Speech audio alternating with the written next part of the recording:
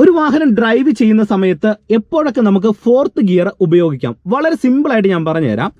നിങ്ങളുടെ വാഹനം നല്ല നിരപ്പായിട്ടുള്ള ഒരു സ്ട്രെയിറ്റ് റോഡിൽ പോകുന്ന ഒരു സാഹചര്യം, അവിടെ നമുക്കൊരു 40 കിലോമീറ്റർ വേഗത മെയിൻറ്റെയിൻ ചെയ്തുകൊണ്ട് പോകാനായിട്ട് കഴിയുന്നുണ്ടെങ്കിൽ അവിടെ നമുക്ക് 4ാമത്തെ ഗിയറിലേക്ക് വരാം. അങ്ങനെ 4ാമത്തെ ഗിയറിലേക്ക് വരണമെന്നുണ്ടെങ്കിൽ നമ്മൾ ഫസ്റ്റ് ഗിയർ കൊടുത്ത് വണ്ടി സ്റ്റാർട്ട് ചെയ്ത് വണ്ടിക്ക് മൂവ്മെൻറ്റ്സ് നൽകി സെക്കൻഡ് ഗിയറിലേക്കും തേർഡിലേക്കും ഫോർത്തിലേക്കും വന്ന് അങ്ങനെ 40 കിലോമീറ്റർ വേഗത മെയിൻറ്റെയിൻ ചെയ്യുന്ന ഏത് സ്ട്രെയിറ്റ് റോഡിലും നമുക്ക് 4ാമത്തെ ഗിയർ ഈസി ആയിട്ട് ഉപയോഗിക്കാനായിട്ട് കഴിയും.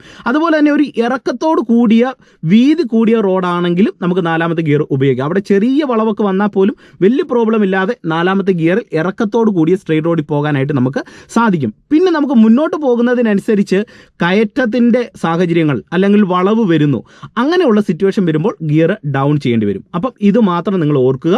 അപ്പം ഏകദേശം ഒരു ഐഡിയ നിങ്ങൾക്ക് ലഭിച്ചു എന്ന് കരുതുന്നു.